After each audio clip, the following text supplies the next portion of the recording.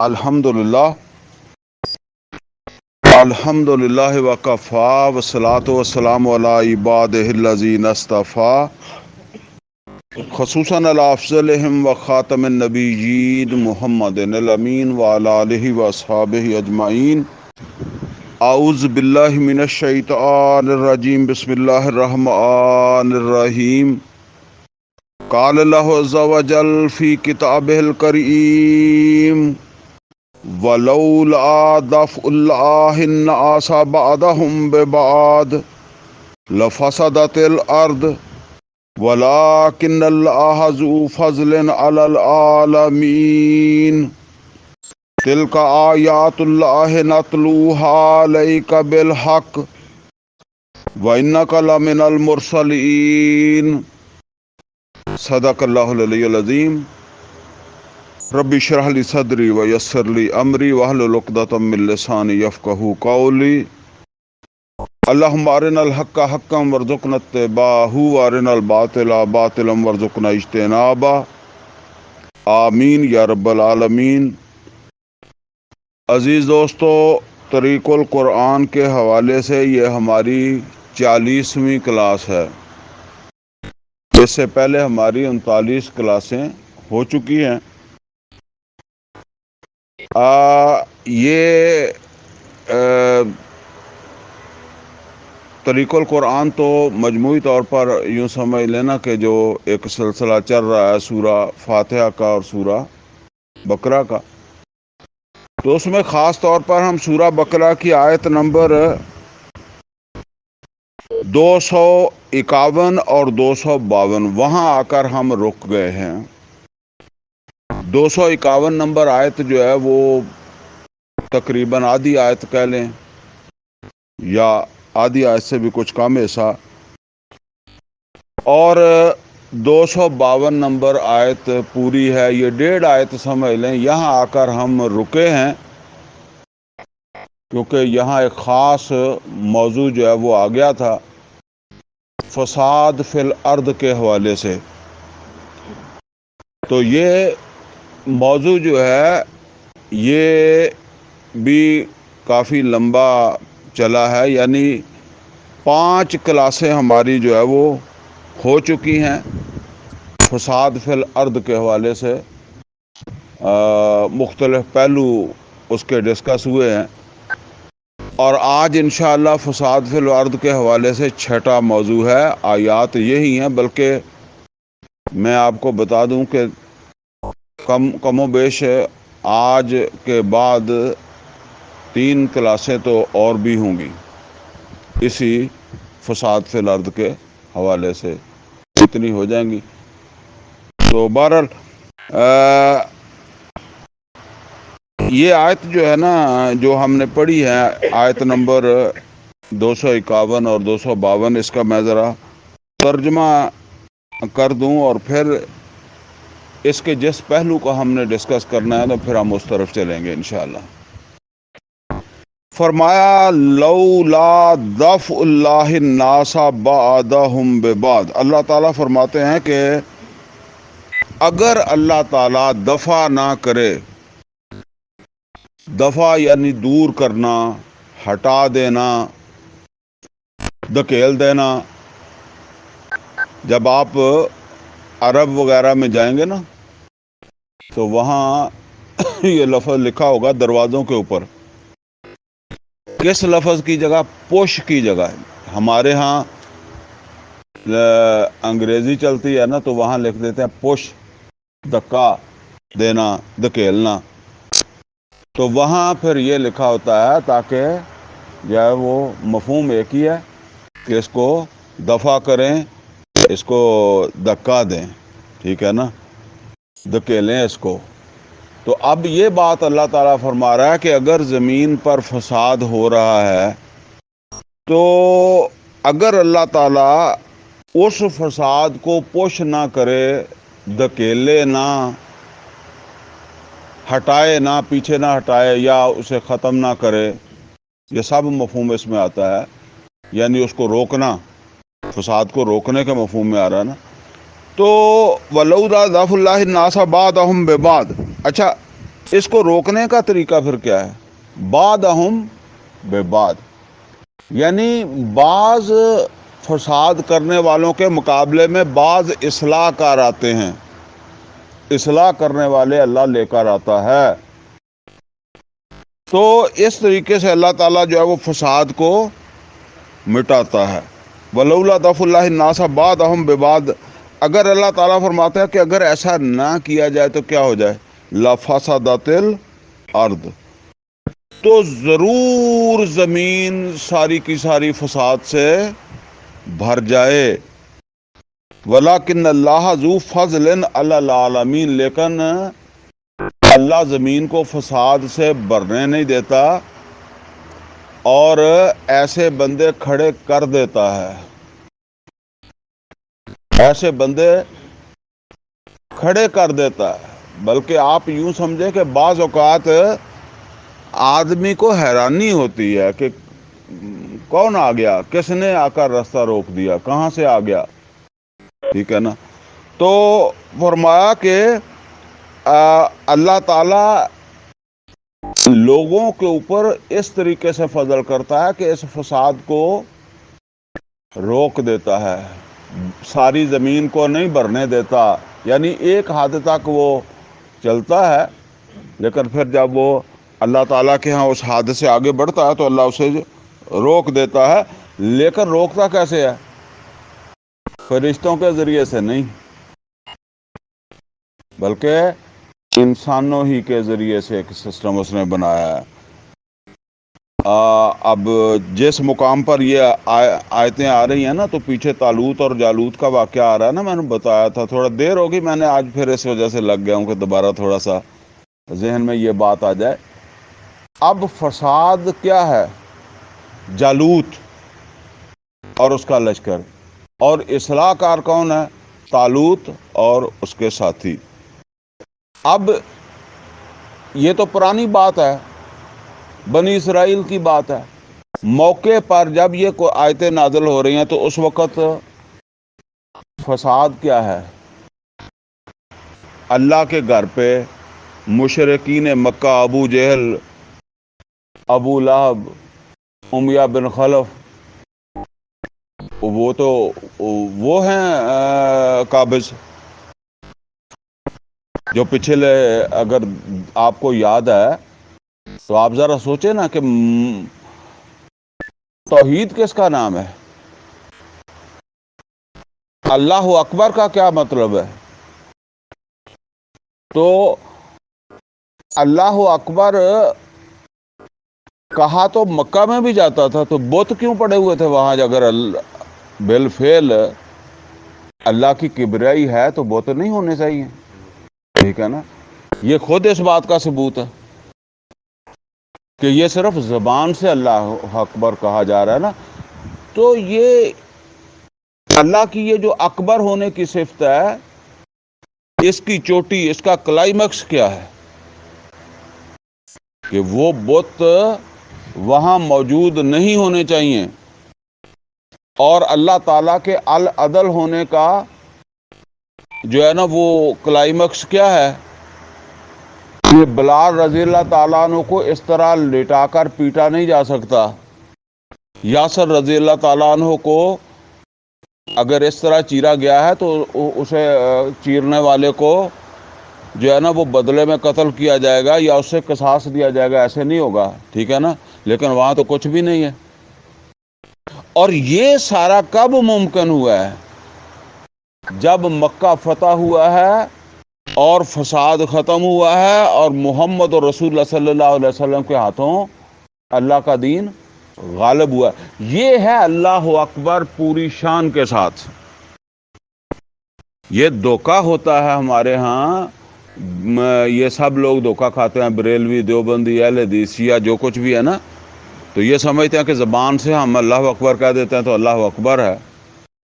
تو حقیقت کے اندر جو ہے نا وہ یہ تفصیل کے ساتھ باتیں ہماری ہو چکی ہیں، اب میں اس پر مزید بات نہیں کرتا، لیکن یہ سمجھ لیں یہ اس دور میں تو یہ نعرہ بغاوت تھا، اشہد ان لا الہ الا اللہ،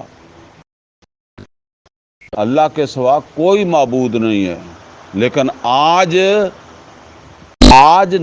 توحید کی بنیاد پر نعرہ دوسرا ہوگا. یہ تو کلمہ ہے نا, دوسرا ہوگا. وہ کیا ہوگا؟ اللہ کے سوا کوئی حاکم نہیں ہے, وہی احکم الحاکمین ہے, انل حکم الا للہ. آج یہ نعرہ بغاوت ہے, ٹھیک ہے نا, کیونکہ مکہ میں تو حکومت تھی ہی نہیں کسی کی. وہاں جس طرح آپ پاکستان کے اندر حکومت ہے, اس طرح کی حکومت تھی نہیں تھی. نہ ایسا سیاسی نظام تھا, نہ ایسا جو ہے نا وہ آپ کہیں کہ معاشی نظام تھا, نہ ایسا جو ہے وہ کیا اسے کہتے ہیں معاشرتی نظام تھا. وہاں تو جو سسٹم چل رہا تھا وہ چل رہا تھا ان بتوں کی بنیاد پر جن کو وہ معبود جو ہے وہ منوا چکے تھے عرب والوں سے. تو مسئلہ یہ نہیں تھا کہ نماز پڑھنے کا مسئلہ ہے, روزہ رکھنے کا مسئلہ ہے, داڑھی رکھنے کا مسئلہ ہے, حج کرنا. مسئلہ یہ تھا کہ اس اعلان میں کہ لا الہ الا اللہ کا مطلب یہ تھا کہ یہ بت غلط ہیں, ان کو اٹھا کر باہر پھینکو. وہ جو میں کہا کرتا ہوں کہ آپ کسی دربار کے اوپر جو ہے وہ چلے جائیں نا جہاں بہت کچھ ہو رہا ہے, تو وہاں ان کو کہیں کہ یہ قبر ڈھا کے پرے کرو. ہاں, تو وہ قبر کی بنیاد پر تو سارا کچھ چل رہا ہے. اس کو ڈھا دیں گے تو پھر کس نے یہاں لے کر آنے ہیں چڑھاوے, تو کس نے آ کر پیسے ڈالنے ہیں, تو کس نے ہماری عزت کرنی, رسپیکٹ پیر صاحب کس نے کرنا ہے, اسی کی بدولت پر. تو وہ بت اٹھائیں پھینکیں. یہ سادہ لوگ سمجھتے ہوں گے کہ پتہ نہیں وہاں نماز کا مسئلہ, روزے کا, وہ تو پھر جب ایک مسئلہ ہوتا ہے تو کئی مسئلے اور بن جاتے ہیں. اصل مسئلہ تو یہ تھا کہ لا الہ الا اللہ, یہ معبود نہیں ہے, صرف اللہ معبود ہے. آج آپ اگر یہ نعرہ لگائیں گے تو کسی کو پریشانی ہوگی؟ کوئی پریشانی نہیں. آج آپ جب یہ کہیں گے, اور دیکھیں یہ بھی توحید کا ایک پہلو ہے. وہ ایک پہلو ہے کہ اللہ معبود ہے, یہ دوسرا پہلو ہے کہ اللہ حاکم ہے, احکم الحاکمین ہے. اللہ کے سوا کوئی حاکم نہیں. اس پر ہلچل ہوگی, ٹھیک ہے نا, اس کے اوپر افراتفری پیدا ہوگی. وہی افراتفری جو مکہ میں پیدا ہوئی تھی وہ یہاں پیدا ہو جائے گی. بہرحال جو ہے نا وہ آگے چلتے ہیں. فرمایا تلک آیات اللہ نتلوہا علیک بالحق, یہ اللہ کی آیات ہیں. اس کو ایسے وہ ہماری پنجابی میں کہتے ہیں ہاری ساری کی بات نہ سمجھو, یہ اللہ کی بات ہے, اللہ کی آیات ہیں. وَإِنَّكَ لَمِنَ الْمُرْسَلِينَ, اور میں محمد صلی اللہ علیہ وسلم آپ بھی رسولوں میں سے ہیں. آپ بھی یہ بات پہنچانے کے لیے آئے ہیں, ان کو بتانے کے لیے آئے ہیں کہ فساد ہو رہا ہے تو تمہیں اس کو ختم کرنا ہے, تمہیں اس کے لیے کھڑا ہونا ہے. اچھا جی, وہ مدینے والوں نے تو پھر فساد جو ہے نا وہ اس کو روکا, امن قائم کر دیا محمد رسول اللہ صلی اللہ علیہ وسلم کی نگرانی میں. تو آج غالباً میں موضوع بتانا بھول گیا کہ آج ہمارا جو موضوع ہے نا وہ ہے فساد فی الارض سے صرف نظر کی سزا. یعنی فساد فی الارض ہو رہا ہے, فساد پھیل رہا ہے, اور جن کو روکنا چاہیے وہ روک نہیں رہے. روکنا کن کو چاہیے؟ جو اللہ پر ایمان لائے, کیونکہ یہ تو اللہ کا پلان ہے نا کہ ایمان والوں کو روکنا چاہیے. تو اب ایمان والے روک نہیں رہے.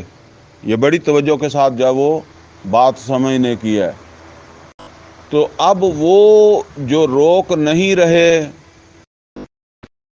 صرف سمجھتے ہیں کہ ہماری نمازیں, ہمارے روزے, ہماری داڑیاں اور یہ کچھ سفیشینٹ ہے, فساد کا رستہ نہیں روک رہے. تو اب ان کا اللہ تعالیٰ کے یہاں کیا انجام ہے, یہ بات ہے جو آج ہم نے پڑھنی ہے. اچھا, اس کے لیے جو ہے نا وہ جو مقام میں نے منتخب کیا ہے نا وہ ہے سورہ آل عمران سے. سورہ آل عمران کی آیت نمبر 85 سے لے کر آیت نمبر 91 تک ہم پڑھیں گے اور اس میں یہ موضوع آ جائے گا۔ اچھا، یہ بات سمجھ لیں کہ تھوڑا سا میں پس منظر میں بتا دوں، ویسے اس میں تفصیل میں جائیں تو یہ اس میں تو بڑا وقت چاہیے، لیکن ذرا ہم شارٹ میں ہی کریں گے۔ سورہ آل عمران وہ ہے جو اس دور میں نازل ہو رہی ہے، یا تو غزوہ احد سے کچھ پہلے نازل ہوئی ہے، اور ایک حصہ وہ ہے جو غزوہ احد کے بعد نازل ہوا۔ بدر کے بعد تھوڑی، احد سے پہلے تھوڑی، احد کے بعد جو ہے وہ نازل ہوئی ہے۔ تو احد وہ جنگ ہے جس میں نبی دیکھیں بدر تو آپ کو پتا ہے نا کہ بدر میں تو گئے ہیں نا مسلمان، انہوں نے فساد کا مقابلہ کیا ہے۔ اب یہ فساد ختم نہیں ہوا، لہذا آپ جس طرح کہتے ہیں نا کہ وہ اٹیمپٹ، کوششیں ہو رہی ہیں اس کی، تو یہ دوسری کوشش کیا تھی؟ یہ تھی غزوہ احد۔ اب غزوہ احد کے لیے نبی کریم صلی اللہ علیہ وسلم جب نکلے ہیں تو نبی صلی اللہ علیہ وسلم 1000 آدمی کو لے کر نکلے ہیں۔ یہ 1000 آدمی کون ہے؟ انہوں نے کلمہ پڑھا ہوا ہے، یہ نمازیں پڑھتے ہیں، روزے فرض ہو گئے تو رکھتے ہیں، داڑیاں ان کی ہیں، نماز مسجد نبوی میں پڑھتے ہیں نا۔ جب نبی صلی اللہ علیہ وسلم کے ساتھ نکلے ہیں تو مسلمان ہیں، لیکن 350 آدمی رستے سے واپس ہوا ہے۔ یہ مسجد کی جماعت چھوڑ کر واپس نہیں ہوا، یہ جنگ کرنے والی جماعت کو چھوڑ کر واپس آیا، جس طرح وہ بعد میں بھی واقعہ ہے نا کہ خندق کے اوپر ڈیوٹی دینے سے جو کترا رہے ہیں وہ نماز سے نہیں علیحدہ ہو رہے، نمازوں میں تو وہ ساتھ ہیں، باقی معاملات میں ساتھ ہیں، وہ یہاں ساتھ نہیں ہیں، ٹھیک ہے نا۔ تو آپ نمازیں پڑھیں، نمازیں تو مکہ میں بھی پڑھی جا سکتی تھی، لیکن فساد ختم نہیں ہوتا تھا۔ اللہ تعالیٰ کی کبریائی جو ہے وہ قائم نہیں ہوتی تھی، ٹھیک ہے نا۔ جب تک مکہ فتح نہیں ہوتا تھا، مشرکین زیر نہیں ہوتے تھے، جو ہے نا وہ بت ختم نہیں ہوتے تھے، عرب کا نظام تلپٹ نہیں ہوتا تھا جو انہوں نے بنایا ہوا تھا، تو ظاہر بات ہے کہ اللہ تعالیٰ کی کبریائی کا اللہ اکبر تو پھر زبان سے ہی کہا جا رہا ہے نا، اس کا مظہر تو نہیں سامنے آ رہا۔ تو بہرحال یہی مقصد ہے نا جس کے لیے پھر احد ہو رہی ہے۔ تو اب جو لوگ واپس آ رہے ہیں، اسی طرح جو خندق سے واپس جا رہے ہیں، تو وہ کس کو سپورٹ کر رہے ہیں؟ فساد کو ختم کرنے والی تحریک جو ہے، یعنی ایک طرف فساد کرنے والے ہیں اور دوسری طرف فساد کو روکنے والے ہیں، تو کس کے سپورٹر ہیں وہ؟ جی ہاں، اچھا دیکھیں، اب کسی کے ذہن میں یہ آ سکتا ہے وہ کون تھا جا کر جو ہے وہ مکے والوں کے ساتھ مل گئے تھے؟ جو احد پہ واپس ہوئے وہ مکے والوں کے ساتھ تو جا کر نہیں ملے، اور جو خندق سے ڈیوٹی چھوڑ کر گئے وہ انہوں نے بھی مکے والوں کی سپورٹ اس طرح نہیں کی کہ جا کر مکے والوں سے ملے۔ لیکن حقیقت کیا ہے؟ حقیقت یہ ہے، دیکھیں، آپ کی جنگ ہو رہی ہے ہندوستان کے ساتھ، ٹھیک ہے۔ اب اس جنگ میں سے کچھ فوج ہے جو کہتے ہیں جی ہم نہیں لڑتے، نہ ہم دشمن کے ساتھ جا کر ملتے ہیں، نہ آپ کے ساتھ کھڑا ہو کر لڑتے ہیں، ہم جا رہے ہیں گھر کو۔ تو یہ انڈائریکٹ انہوں نے کس کی سپورٹ کر دی؟ وہ جو دشمن ہے اس کی کر دی نا، کیونکہ تمہاری طاقت کم ہو گئی۔ تو جو اس فساد کو روکنے کے لیے ایکٹیو نہیں ہے، جو کچھ کر سکتا ہے وہ نہیں کرتا، وہ صرف یہ عبادات وہ مکے کی حد تک، یا آپ یوں سمجھ لیں کہ وہ اصحاب کہف کی وہ جو ایسا ہم نے پڑھا ہے نا وہ سورہ کہف بھی، تو اصحاب کہف کا ایک دائرہ ہے نا، یعنی یہ سمجھ لیں ایک وہ لیول ہے جد و جہد کا جو ہجرت سے پہلے ہو رہا ہے، ایک ہجرت کے بعد ہو رہا جد و جہد ہو رہی ہے۔ تو یہ جو علیحدہ ہو رہے ہیں اور ایسے موقع کے اوپر جب ہو رہے ہیں کہ جب وہ جد و جہد دوسرے مرحلے کے اندر ہے، یا چلیں پہلے مرحلے میں بھی دعوت و تبلیغ ہے، تو دعوت و تبلیغ ظاہر بات ہے ایک آدمی تبلیغ کرے گا، دو کریں گے، چار کریں گے، تو وہ باقی کی ذمہ داری نہیں ہے، سب کی ذمہ داری ہے۔ کتنے لوگ ہیں جو ابو بکر صدیق رضی اللہ تعالیٰ عنہ کی تبلیغ سے ایمان لائیں، دوسرے صحابہ کی تبلیغ سے ایمان لائیں۔ تو بہرحال یہ سمجھ لیں کہ اس جد و جہد سے علیحدہ ہونا یہ اصل میں وہ فساد فی الارض کو کیا کرتا ہے؟ سپورٹ کرتا ہے، ٹھیک ہے نا۔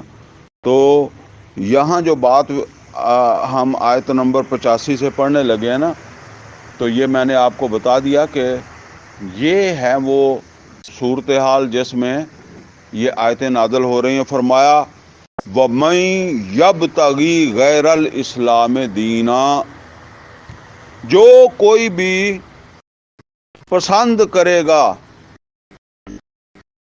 ایسے دین کو جو اسلام نہیں ہوگا۔ غیر اسلام کا کیا مطلب ہے؟ اسلام کے علاوہ، یعنی فرمایا نا کہ ان الدین عند اللہ الاسلام۔ اچھا یہ بھی سمجھ لیں کہ یہ دین تو میں نے بتایا تھا نا کہ یہ دو آپ سمجھ لیں کہ اس کے لیول ہیں۔ ایک ہے نبی صلی اللہ علیہ وسلم کی مکی زندگی، ایک ہے نبی صلی اللہ علیہ وسلم کی مدنی زندگی۔ یہ جو مکی زندگی ہے اس میں تو دعوت ہے، تبلیغ ہے، یا اپنی ذاتی عبادات ہیں، اور ہجرت کے بعد اب وہ قتال ہے، جنگیں ہیں، جس کے نتیجے میں پھر وہ اللہ کی کبریائی قائم ہوئی ہے۔ وہ جو بات مکہ میں کہتے تھے نا اللہ اکبر، اب یہ اللہ اکبر کا عملی مظہر مکے میں جو جد و جہد ہوئی ہے اس کے نتیجے میں سامنے جو ہے وہ آیا۔ تو اب کیا ہے؟ اب یہ ہے کہ پوری زندگی جو ہے نا، وہ پورا معاشرہ وہ اللہ تعالیٰ کی فرما برداری پر استوار ہو گیا ہے۔ اسلام کہتے ہیں فرما برداری کو۔ تو گویا کہ یہ چوٹی ہے کہ پورا معاشرہ جو ہے نا، پورے کا پورا معاشرہ اللہ کے جو ہے وہ احکامات کے تابع ہو جائے۔ یہ توحید کی چوٹی ہے، یہ اللہ تعالیٰ کی کبریائی کا مظہر یہ ہے۔ تو اب فرما برداری جو ہے وہ ایک نظام کے اندر آ گئی ہے جو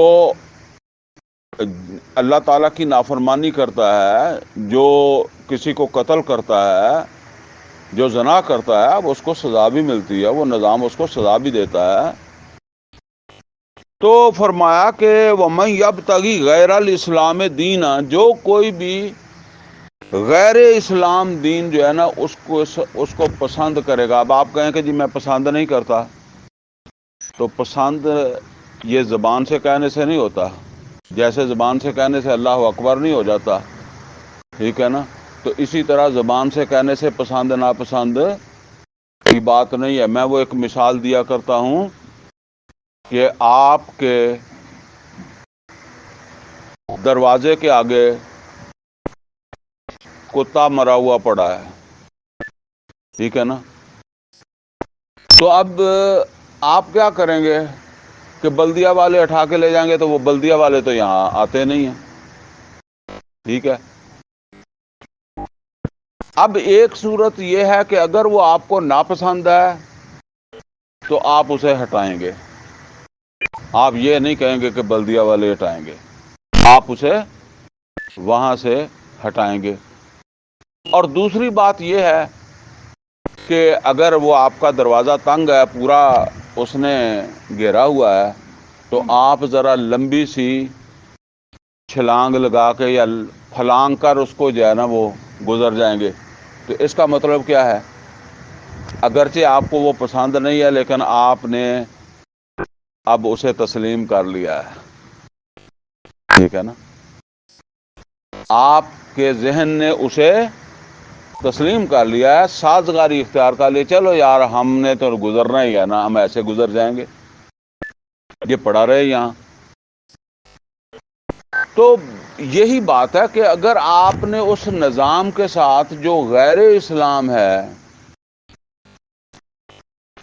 اس کے ساتھ سازگاری اختیار کر لیا، اسے ہٹانے کے لیے تیار نہیں ہے، جو شروع میں ہم نے پڑھا لولا دفع اللہ الناس بعضهم ببعض، آپ اسے ہٹانے کے لیے تیار نہیں ہیں، آپ اسے پش کرنے کے لیے تیار نہیں ہیں، آپ اسے بدلنے کے لیے تیار نہیں ہیں، تو پھر آپ تو سازگاری اختیار کر گئے نا۔ آپ کہیں کہ مجھے پسند تو نہیں ہے، بارہ جے نہیں پسند ہے تو وہ تو بھی اب صورتحال یہ ہے کہ آپ نے کہا، جیسے ہم کہتے ہیں کہ جی اب چلو ٹھیک ہے، گزارا ہو جائے گا، کریں گے گزارا، تو آپ گزارا کرنے لگ گئے نا۔ جبکہ ہمارے ایمان کا تقاضا کیا ہے؟ قرآن میں کیا ہے؟ طاغوت کا کفر کرنا ہے، وَمَن يَكْفُرْ بِالطَّاغُوتِ وَيُؤْمِن بِاللَّهِ، جس نے طاغوت کا کفر کیا اللہ پر ایمان لایا، یعنی اللہ کے نرا اللہ کے اوپر ایمان نہیں ہے، طاغوت کے کفر پہلے ہے۔ وَمَن يَكْفُرْ بِالطَّاغُوتِ وَيُؤْمِن بِاللَّهِ فَقَدِ اسْتَمْسَكَ بِالْعُرْوَةِ الْوُثْقَىٰ لَا انفصام لَهَا وَاللَّهُ سَمِيعٌ عَلِيمٌ۔ تو یہ اصل کے اندر جو ہے نا، اب جس نے طاغوت کے ساتھ سازگاری اختیار کر لی، یہ اصل بات یہ ہے کہ ہم وہ مسلمان ہی نہیں ہیں۔ اگر یہ چیزیں بالکل واضح کر کے بیان کرنے لگ جائیں نا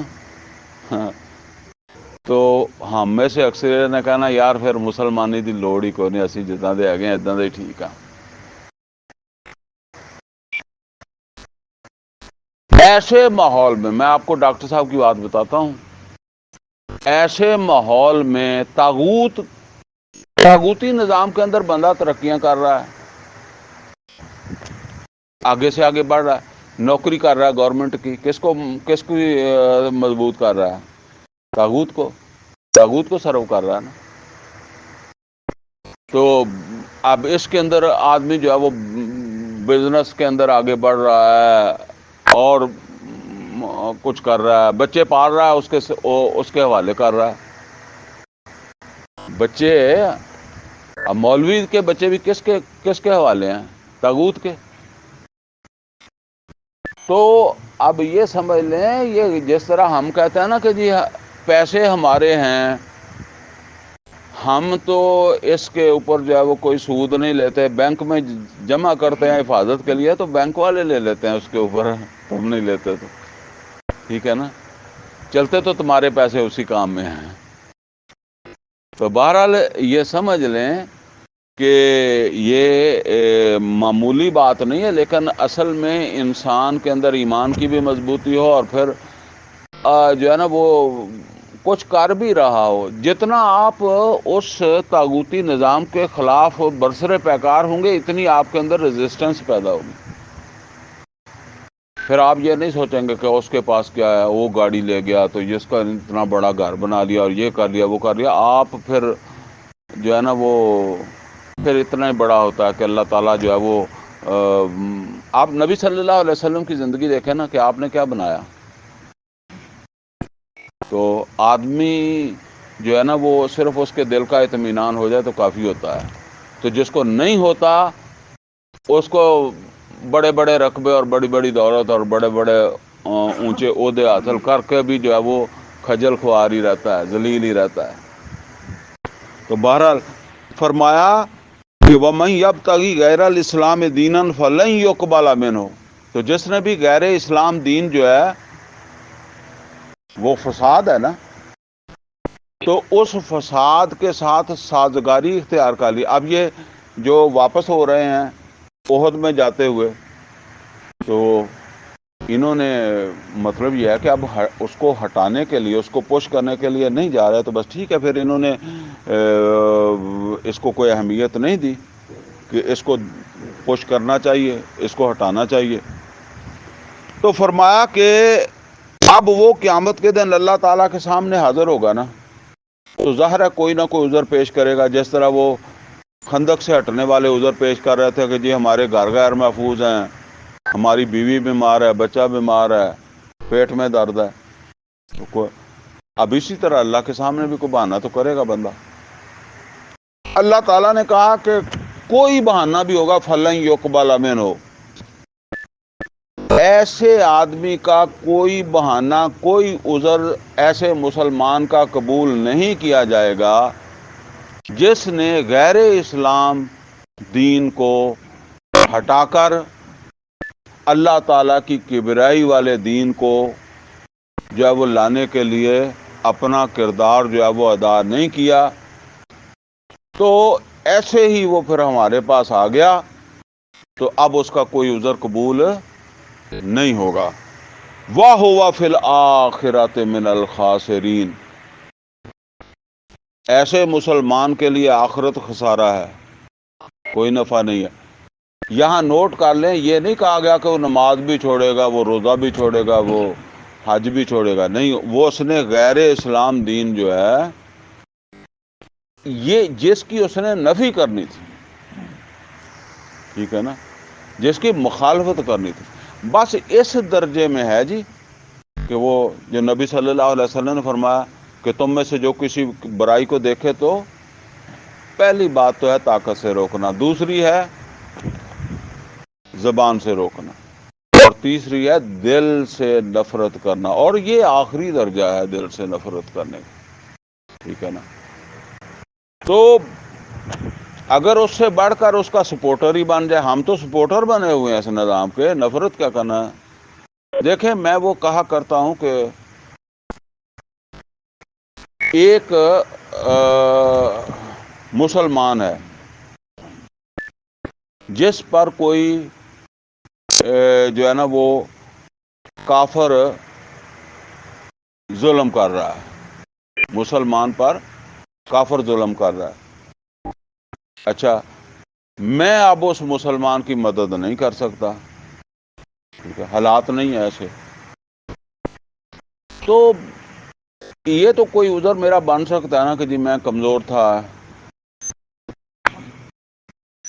اب اس میں کیا عذر ہوگا کہ وہ مجھے ڈرائے، کون؟ کافر، وہ کہے کہ میں تیرے اوپر بھی حملہ کر دوں گا، نہیں تو تو میری ہیلپ کر اس کے اوپر ظلم کرنے میں، تو اب میں نے اس کی ہیلپ بھی کرنی شروع کر دی ہے، ٹھیک ہے نا۔ تو یہ تو پھر جو ہے نا وہ اور وہ چلیں ٹھیک ہے، آپ اس مظلوم مسلمان کی ہیلپ نہیں کر سکتے تھے، لیکن اب تو آپ ظالم کے ساتھ کھڑے ہو گئے ہیں، تو آپ ہاتھ سے نہیں روک سکتے تھے، آپ زبان سے نہیں روک سکتے تھے، تو اب آپ تو سپورٹ کرنے لگ گئے ہیں اس طاغوت کو، ٹھیک ہے۔ تو فرمایا وَهُوَ فِي الْآخِرَةِ مِنَ الْخَاسِرِينَ، یعنی جس طاغوتی نظام کو، غیر اسلام دین کو تم نے مٹا کر اللہ کا دین لانا تھا، تو تم اس کو مضبوط کرنے لگ گئے۔ یہی بات ہے اصل کے اندر، وہ مسئلہ یہ ہوتا ہے کہ اگر یہ باتیں نکل جائیں تو پھر بندے کو تو پکڑ کر جیل میں ڈال دیتے ہیں نا۔ مولانا مودودی رحمۃ اللہ علیہ نے جو ہے نا وہ غالباً مولانا مودودی رحمۃ اللہ علیہ نے دیا تھا، کس نے دیا تھا، مولانا مودودی رحمۃ اللہ علیہ کا کوئی اور بھی تھا، بہرحال یہ ایک زمانے کے اندر جو ہے وہ اس طرح کے فتوے دیے گئے نا کہ جس نے انگریز کی فوج میں نوکری کی، جس نے ہاں مولانا مودودی رحمۃ اللہ علیہ کی تھی کہ جو جماعت اسلامی میں شامل ہونا چاہتا ہے، یہ سن 41 میں جب جماعت بنی ہے، تو انہوں نے کہا کہ میری جماعت میں وہ بندہ شامل نہ ہو جو حکومت کی نوکری کرتا ہو، کیونکہ حکومت کیا ہے؟ طاغوت ہے، اور اس طاغوت کا سپورٹر ہو تو پھر وہ جماعت اسلامی کیسے بن گیا؟ ٹھیک ہے نا؟ تو اب یہ سمجھ لیں، اب طاغوت ہی طاغوت ہے، طاغوت اب بھی اس کی جگہ یہی ہے نا۔ تو پھر یہ اس طرح کی چیزیں جو ہے وہ پھر اس وقت کئی سارے علماء تھے جنہوں نے اس کے اوپر جو ہے وہ جیلیں جولیں بھگتی تھی۔ تو کیف یہد اللہ قوما کفروا، ڈاکٹر صاحب تو واضح طور پر کہا کرتے تھے کہ تم غیر اللہ کے نظام کو جو ہے وہ سپورٹ کرتے ہو تو بڑے خوش ہوتے ہو کہ اتنی ترقی کر لی ہے، یہ کچھ ہم نے بنا لیا ہے، اور جب تمہیں یہ کہا جاتا ہے کہ بھئی اس کے لیے کوئی کردار ادا کرو، یہاں نہ تم وقت لگانے کے لیے ہو، نہ تم پیسہ لگانے کے لیے ہو، نہ تم صلاحیت لگانے کے لیے ہو، تمہارے پاس ہزار عذر ہیں، بہانے۔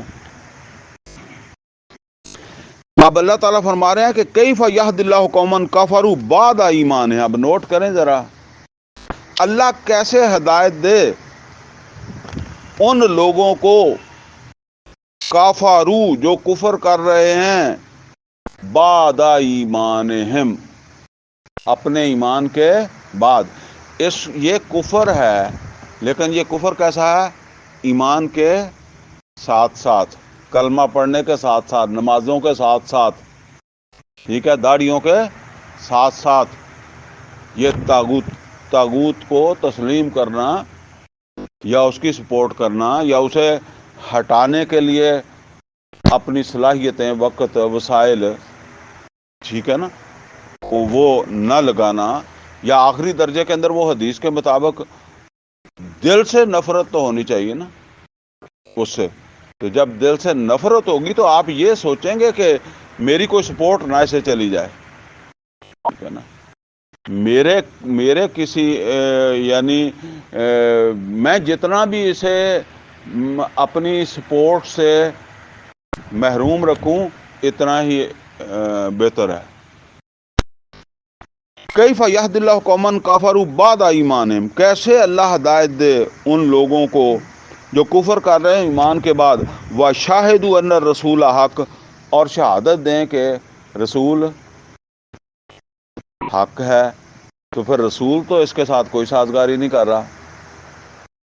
رسول محمد صلی اللہ، یہ کلمہ کون پڑھتا ہے؟ اشہد ان لا الہ الا اللہ واشہد ان محمدا عبدہ ورسولہ، ہم پڑھتے ہیں نا۔ تو کیا محمد اور رسول اللہ صلی اللہ علیہ وسلم نے اس طرح کے نظام کے ساتھ سازگاری اختیار کی جس کے ساتھ ہم نے کی ہوئی ہے؟ ہم اصل کے اندر کہتے ہیں جی 70 سال ہو گئے، 72 سال ہو گئے، 70-72 سال ہو گئے، تم نے کیا کیا آج تک؟ ٹھیک ہے نا، تم نے اپنا کون سا کردار جو ہے وہ ادا کیا؟ تو قصور تو سب کا ہی ہے، ٹھیک ہے نا۔ وہ جیسے ہم ہیں ایسے ہمارے اوپر حکمران آ جاتے ہیں۔ پھر دیکھیں، وہ میں کہا کرتا ہوں کہ ہمارے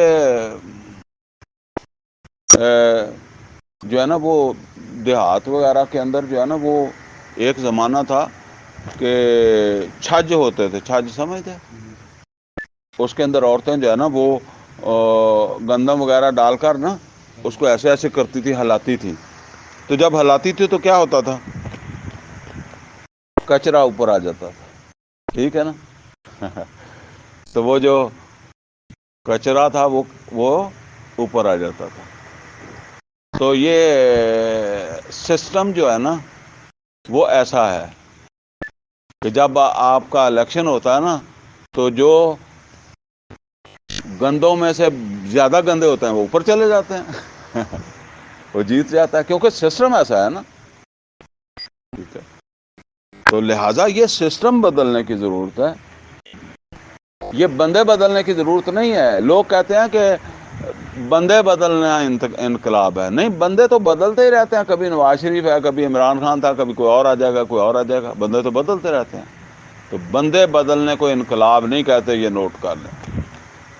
یہ بھی کئی لوگوں کو پتہ ہی نہیں ہے کہ وہ سمجھتے ہیں کہ شاید بندہ بدلنے سے انقلاب ہوتا ہے، بندہ بدلنے سے انقلاب نہیں آتا۔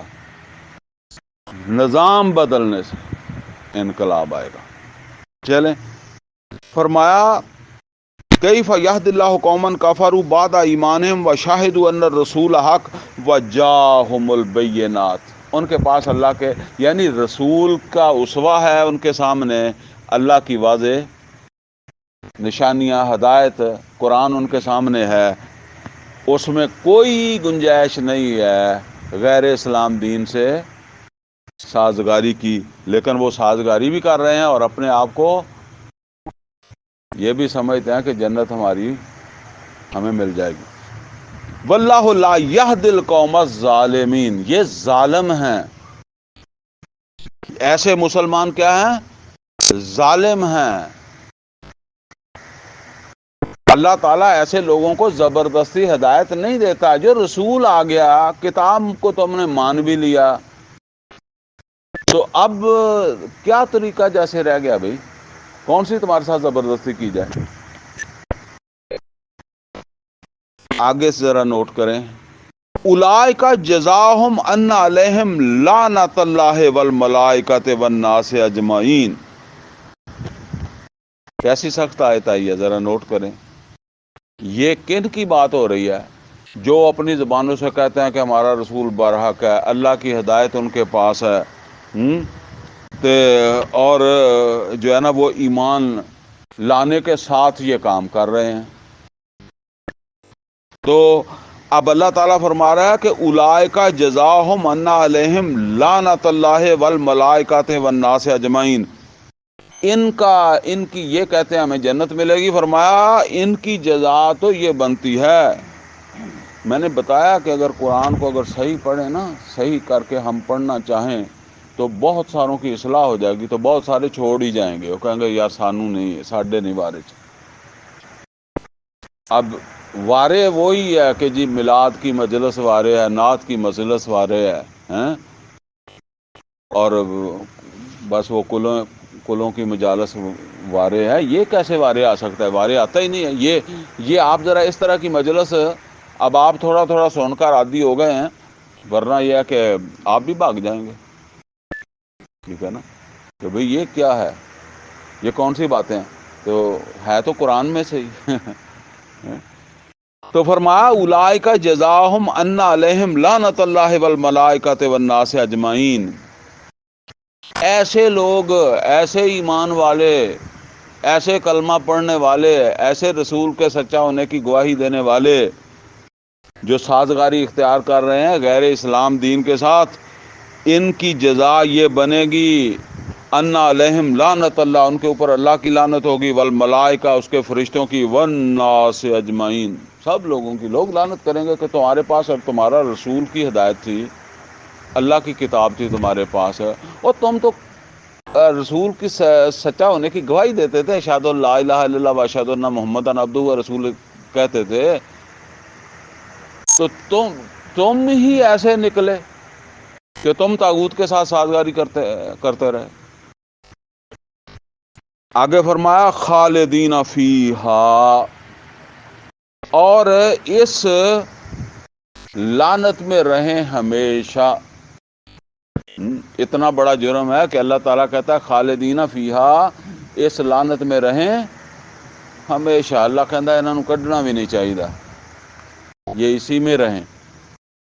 لا یخفف عنہم العذاب، اور جس وقت اللہ ان کو عذاب دے ان کے اس جرم کا، تو حق ان کا یہ ہے کہ کوئی نرمی نہ کرے، ٹھیک ہے۔ لا یخفف عنہم العذاب، یہاں نوٹ کر لیں، میں پھر کہتا ہوں، آپ دیکھیں نا کہ جو خندق چھوڑ کر جا رہے ہیں بہانہ بازی کر کے، تو وہ طاغوت کا مقابلہ نہیں کر رہے، اس نظام کو پش کرنے کے لیے نہیں کھڑے ہو رہے جس کو طالوت اور اس کے ساتھیوں نے پش کیا، یا محمد اور رسول اللہ صلی اللہ علیہ وسلم پش کرنے کے لیے جا رہے تھے، دھکیلنے کے، ہٹانے کے لیے جا رہے تھے، انہوں نے نہیں کیا۔ اسی طرح وہ جو احد سے واپس ہوئے، یا وہ تبوک میں نہیں گئے تھے، تو تھا تو ایک ہی بات تھی نا۔ تو اب ہم آج ہیں، ہم نے آج اس کو اپنے اوپر اپلائی کرنا ہے۔ کیا ہم بھی کسی ایسے نظام کے ساتھ سازگاری اختیار کیے بیٹھے ہیں؟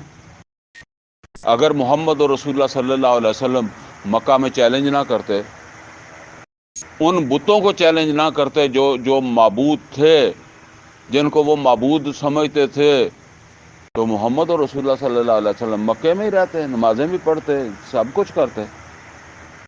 ٹھیک ہے نا؟ یہ جو پچھلے ہمارے 38 اور 39 نمبر کلاس ہے نا، تو آپ میں سے نہیں آئے تھے لوگ، اس کو بہت دھیان کے ساتھ، سو کے نہیں، میں کہا کرتا ہوں کہ آپ اس کو پوری توجہ کے ساتھ جو ہے وہ بات کو سمجھنے کی کوشش کریں. جو بات سمجھ نہ آئے، پھر میں آپ کے اندر فی الحال موجود ہوں نا، تو آپ بات کریں میرے ساتھ. ٹھیک ہے، یہ باتیں میں نے اس میں بڑی سمجھائی ہیں. بلکہ یہ فساد، ویسے تو سارا ہی کورس آپ کریں، اور میں یہ مشورہ دیتا ہوں کہ ہر آدمی اپنے، بے شک 2 آدمی 4 آدمیوں کا ایک حلقہ بنائے اور شروع سے یہ کورس کرے. اور خاص طور پر یہ فساد فی الارض کے جو مضامین آ رہے ہیں، ان کو اچھے طریقے سے سمجھنے کی کوشش کرے. تو فرمایا کہ لا یخفف عنہم العذاب، اللہ ذرا نرمی نہ کرے جب ان کو عذاب دے، ولا ہم ینظرون، نہ کوئی اس عذاب میں ان کو مہلت ملے. ٹھیک ہے، اب آگے دیکھیں جی. اب اس سے زیادہ سخت بات ہو سکتی ہے جو ہم نے پڑھ لی ہے. جنہوں نے کلمہ پڑھا ہوا ہے اور غیر اسلام دین جو ہے اس کے ساتھ سازگاری اختیار کر رہے ہیں، اس کو ہٹانے کے لیے اپنا کردار نہیں ادا کر رہے، تو یہ تو ہمارے معاشرے کے اندر ہم اکثر ہی نہیں کر رہے. ہم پھر مسئلہ یہ نہیں ہے، مسئلہ یہ ہے کہ میں کتنا کر سکتا ہوں، میرے کتنے وسائل ہیں، میری کتنی صلاحیتیں ہیں، کیا میں واقعتاً اس کے مطابق کوشش کر رہا ہوں؟ اگر بالفرض آپ مرحلہ تبلیغ میں بھی ہیں تو اس میں بھی تو آپ کو یہ نوٹ کر لیں، جب آپ مرحلہ تبلیغ میں ہیں تو آپ نے اس وقت جو تبلیغ کرنی ہے نا، وہ کرنی ہے جو طاغوت کو پریشان کر دے. اگر آپ کی تبلیغ سے طاغوت پریشانی نہیں ہے، تو پھر آپ کے پاس کوئی انقلابی پروگرام نہیں ہے. نبی صلی اللہ علیہ وسلم کا جو مکہ کے اندر جو ہے وہ یہ تھا نا کہ اشہد ان لا الہ الا اللہ و اشہد ان محمد عبدہ و رسولہ، وہ ہم لوگ سمجھ لیتے ہیں کہ پتہ نہیں وہاں کوئی داڑھی کی وجہ سے مخالفت کرتے تھے یا نماز کی وجہ سے. نہیں، وہ ڈائریکٹ اس سسٹم کو جو ہے نا وہ چوٹ لگا رہا تھا نا. اب وہ واقعہ آپ حضرات کو تو پتہ ہی ہونا چاہیے نا. آپ دیکھیں چوٹ کیسے لگتی ہے. آپ جائیں بینک میں اور ان سے کہیں کہ ہم آئے ہیں تبلیغ کرنے، آپ نماز پڑھا کریں، آپ داڑیاں رکھ لیا کریں، اور آپ ذکر اذکار کریں، وہ آپ کی بات سن لیں گے. مانے نہ مانے علیحدہ بات ہے، سن لیں گے آپ کی بات، کر لیں تجربہ. لیکن آپ کچھ بھی نہ کہیں، ایک بینر لے کر جائیں اور اس کے اوپر ایک حدیث نبی صلی اللہ علیہ وسلم کی لکھ کر لے جائیں حوالے کے ساتھ، کہ نبی صلی اللہ علیہ وسلم نے فرمایا کہ سود کے 70 درجے ہیں، اور ادنا درجہ ماں کے ساتھ زنا کرنے کے برابر ہے. تو وہ ان کو کہیں بس اس کو ہی لگانا ہے ہم نے. ٹھیک ہے نا؟ یہ سسٹم کو ہلائے گا. وہ تمہاری نماز کی دعوت نہیں ہلائے گی، داڑھی کی دعوت نہیں ہلائے گی، یہ سسٹم کو ہلائے گا. وہ ہمارے بندے پکڑ لیے تھے نا انہوں نے بینر لگانے پر ہی. ٹھیک ہے نا؟ تو سمجھ لیں یہ ہوتی ہے انقلابی دعوت، کہ سسٹم جو ہے نا اس کو وہ کہے کہ یہ تو مطلب ظاہر ہے اس کا وہ نظام تو سارا چل سود پر رہا ہے. تو یہ تو پھر بینک ڈانے والی بات ہی ہو گئی ہے نا. تو وہ پہلی جو آپ کی دعوت تھی وہ بینک کو نہیں ڈال رہی تھی. ٹھیک ہے نا؟ تو بس یہی ہے. مکہ میں اصل جس چیز نے اس نظام کی جڑیں ہلائی ہیں نا، وہ یہ تھا کہ یہ بت یہ نہ کچھ دے سکتے ہیں نہ لے سکتے ہیں، ان کو یہاں سے اٹھا کے باہر پھینکنا چاہیے۔ وہ آپ کسی دربار پر چلے جائیں اور ان کو کہیں کہ یہ کچھ نہیں دے سکتا، کچھ نہیں لے سکتا، نہ کسی کا نقصان کر سکتا، نہ بھلا کر سکتا، یہ قبر جو ہے وہ نکالو یہاں سے، ویسے بیٹھو۔ پھر آپ کو پتہ لگ جائے گا کہ یہ نظام پر چوٹ پڑتی ہے، ٹھیک ہے نا۔ تو فرمایا کہ اب آگے رستہ بتا دیا ہے، فرمایا اِلَّا الَّذِينَ تَابُوا مِن بَعْدِ ذَلِكَ وَأَصْلَحُوا، سوائے ان لوگوں کے، دیکھیں موقع اللہ نے رکھا ہے، ہو گئی ہے، ٹھیک ہے، اس کے بعد کیا ہے، اِلَّا الَّذِينَ تَابُوا، سوائے ان لوگوں کے، یعنی وہ لعنت سے نکل آئیں گے، باقیوں اور ان کے ساتھ اللہ نرمی بھی کرے گا۔ وہ پیچھے آ گیا نا کہ ذرا نرمی نہ کرے اللہ، کوئی مہلت نہ دے، تو لعنت رہے ہمیشہ ہمیشہ۔ تو یعنی وہ لوگ ہمیشہ اس لعنت پڑی تو ہے پر نکل آئیں گے، اور اللہ تعالیٰ ان کے ساتھ نرمی بھی کر لے گا، ٹھیک ہے، ان کو مہلت بھی دے گا، جو بھی آپ سمجھیں۔ کن کو؟ اِلَّا الَّذِينَ تَابُوا مِن بَعْدِ ذَلِكَ، جو ایسا کر بیٹھنے کے بعد توبہ کر لیں، ٹھیک ہے نا، توبہ کر لیں۔ میں نے کئی دفعہ توبہ کے حوالے سے گفتگو کی ہے، خاص طور پر شاید سورہ کہف کے درسوں میں بھی یہ موضوع آتا رہا ہے، اب یہاں مزید نہیں اس کے اوپر بات کرتے، لیکن توبہ یہ ہے اس لعنت سے بھی نکلنے کے لیے، اور اللہ کے غضب سے بھی، اور اس گھاٹے نقصان سے بھی، جو جتنی باتیں پیچھے آ گئی ہیں نا، ان سے نکلنے کا ایک رستہ اللہ بتا رہا ہے۔ اِلَّا الَّذِينَ تَابُوا مِن بَعْدِ ذَلِكَ وَأَصْلَحُوا، اور اصلاح بھی کر لیں، یعنی وہ جو پیچھے کمی کوتاہی ہے نا، یعنی وہ جو پہلے غیر اسلام دین کے ساتھ سازگاری اختیار کی ہوئی ہے نا، تو اب اس سے لا تعلقی کریں، اب اس کو ہٹانے کے لیے، اسے پش کرنے کے لیے، وہ فساد فی الارض جو ہے اس کو ختم کرنے کے لیے اپنا کردار ادا کریں۔ اصلاح یہ ہے۔ فَإِنَّ اللَّهَ غَفُورٌ رَحِيمٌ، تو اللہ تعالیٰ مغفرت کرنے والا ہے، رحم کرنے والا ہے، یعنی یہ لوگ اللہ کو اپنے حق میں مغفرت کرنے والا اور رحم کرنے والا پائیں گے۔ ان کے حق میں اللہ مغفرت بھی کرنے والا ہے اور رحم بھی کرنے والا ہے۔ ہو گیا نا، ہونے کے بعد اب انہوں نے توبہ کر لیا، تو یہ تو اب ہمارے لیے بھی سب کے لیے ہے۔ اب ذرا آپ سمجھے، ہمارے سامنے تو ایک بات آ گئی ہے، تو جن لوگوں کو پتہ ہی نہیں ہے، ہو سکتا ہے ان میں کوئی توبہ کرنا چاہتا ہی ہو، لیکن جب کسی کے پاس بات ہی نہیں پہنچی ہے تو وہ کیا کرے گا، اس کا تو کوئی تصور ہی نہیں ہے۔ تو یہ قرآن پہنچانا چاہیے نا، ذمہ داری ہے یہ۔ اچھا جی، آگے ان الذین کفروا بعد ایمانہم، یہاں دیکھیں، یہاں اس کفر کی بات ہو رہی ہے ایمان لا کر رہا ہے بندہ، اتنا واضح ہے قرآن۔ ان الذین کفروا بعد ایمانہم، وہ جو کفر کریں ایمان کے بعد، کفر کون سا ہے؟ وہی جو پیچھے آیا، غیر اسلام دین جو ہے اس کے ساتھ، وَمَن يَبْتَغِي غَيْرَ الْإِسْلَامِ دِينًا، بات یہاں سے شروع ہوئی تھی نا، اس کے ساتھ سازگاری اختیار کر لیں، اسے برداشت کر لیں، اسے مٹانے کے لیے، ڈھانے کے لیے اپنا جو بھی کردار ہے۔ دیکھیں، ہر آدمی کی صلاحیتیں الگ ہیں، ہر آدمی کے وسائل الگ ہیں، ٹھیک ہے، وقت بھی الگ الگ ہوگا، ٹھیک ہے نا، اسی اعتبار سے کسی آدمی نے اس میں پارٹیسپیٹ کرنا ہے نا۔ تو بس یہ ہے کہ حساب یہاں کسی نے نہیں لینا، حساب لینا اللہ نے، ٹھیک ہے نا، اس کو دھوکہ نہیں ہو سکتا کہ آدمی کہے کہ جی میرے پاس وقت نہیں تھا، ہاں نہیں ہوگا تو چھوڑ دے گا، چلیں ٹھیک ہے، اس کے پاس وقت نہیں تھا، ٹھیک ہے، لیکن وہ اللہ ہے نا، اس کو وقت بھی اسی نے دیا ہے، لہذا اس کے پاس کوئی جھوٹ نہیں چل سکتا۔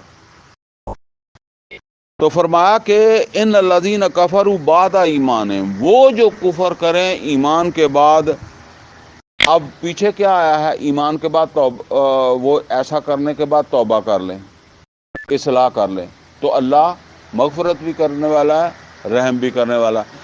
اب دوسرے وہ ہے کہ جنہوں جو اس لائن پر چڑھے، توبہ نہیں کی، اصلاح نہیں کی، بلکہ ثم ازدادوا کفرا، اور اسی طرح طاغوت کے ساتھ تعاون کرتے رہے۔ موت آ گئی۔ فرمایا جب موت آ گئی تو کیا بنا؟ یعنی توبہ نہیں کی بلکہ اسی طرح طاغوت کے معاون ہی مر گئے۔ لن تقبل توبتہم، تو ان کی توبہ پھر قبول نہیں ہوتی۔ خاص طور پر یہ سمجھ لیں کہ جب آدمی اصلاح نہیں کرتا، توبہ زبان سے کہتا بھی ہے، تو وہ تو توبہ ویسے قبول نہیں ہوتی، ٹھیک ہے نا؟ یعنی ایک طرف یہ ہے کہ وہ اس میں آگے بڑھتے ہیں، اس کے ساتھ اگر وہ توبہ بھی کرتے ہیں تو وہ توبہ تو ہے اصلاح کے ساتھ۔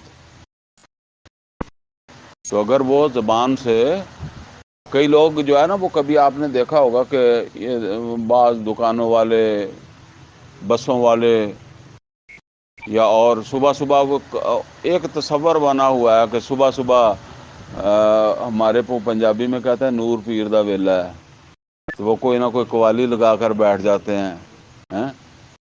تو وہ پھر ایک قوالی بھی ہوتی تھی، میری توبہ توبہ میری توبہ توبہ، زیادہ تر وہ لگا لیتے ہیں۔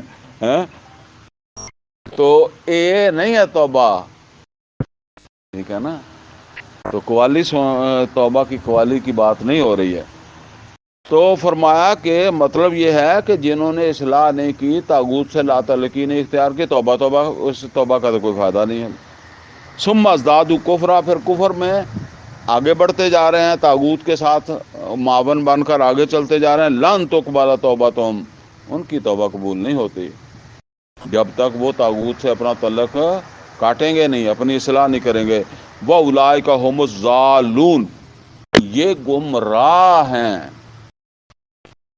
دیکھیں وہ سورہ فاتحہ میں ہم نے پڑھا تھا کیا؟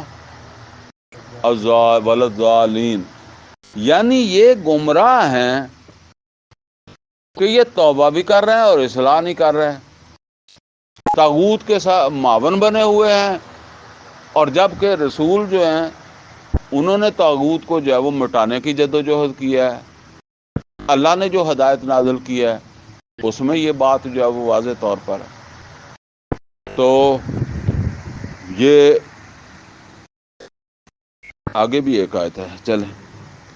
اِنَّ الَّذِينَ كَفَرُوا وَمَاتُوا وَهُمْ كُفَّارٌ، اور بے شک وہ لوگ کہ جنہوں نے کفر کیا اور وہ مرے اسی کفر کے اندر، فَلَن يُقْبَلَ مِنْ أَحَدِهِم مِّلْءُ الْأَرْضِ ذَهَبًا، یعنی اسی طرح کفر کے ساتھ مر گئے تو فرمایا فَلَن يُقْبَلَ مِنْ أَحَدِهِم مِّلْءُ الْأَرْضِ ذَهَبًا وَلَوِ افْتَدَىٰ بِهِ، تو اللہ قبول نہیں کرے گا، یعنی مر گئے توبہ کے بغیر ہی۔ اسی طرح تو اب قیامت کے دن اللہ تعالیٰ جو ہے ان سے کوئی جرمانہ قبول نہیں کرے گا، حالانکہ وہاں جرمانہ کسی کے پاس دینے کے لیے ہوگا ہی نہیں، ٹھیک ہے نا؟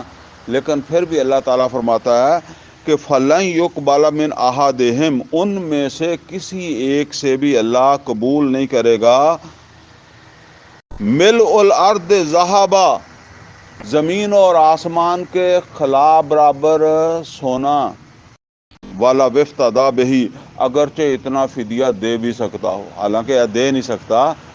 فرض کریں اللہ کہتا ہے کہ اتنا فدیہ وہ زمین آسمان کے درمیان کا خلا سونے سے بھر کر کہے کہ چلے میں وہاں تو طاغوت کا سازگاری اس کے ساتھ کیے رکھی، میں طاغوت کی مخالفت نہیں کر سکا، میں اسے مٹانے کے لیے، ہٹانے کے لیے جو ہے وہ سرگرم نہیں ہوا، تو میں یہ جرمانہ دے دیتا ہوں، مجھے معاف کر دے۔ اللہ تعالیٰ اب یہاں نوٹ کر لیں کہ اتنا تو ہم دنیا میں نہیں اکٹھا کر سکتے، تو وہاں کیسے کریں گے؟ لیکن اللہ کہتا کہ اگر اتنا وہ لے بھی آئے کہیں سے تو نہیں قبول کیا جائے گا۔ ان الذین کفروا وماتوا وهم کفار فلن يقبل من احدهم ملء الارض ذهبا ولا افتدى به اولئک لهم عذاب علیم۔ ان کے لیے ہوگا دردناک عذاب، وما لهم من ناصرین، اور کوئی نہیں آئے گا ان کو بچانے، کوئی نہیں آئے گا ان کی مدد کرنے کے لیے۔ تو یہاں یہ سمجھ لیں جی، یہ عام طور پر جب آپ کو پڑھائیں گے نا مولوی حضرات، تو پھر وہ اس میں جب اس طرح کہیں گے نا کہ یہ وہ جو احد سے واپس آئے تھے نا ان کے لیے ہے، تو آپ کا ذہن ہی نہیں جائے گا کہ یہ ہمارے لیے بھی ہے، سمجھ گیا؟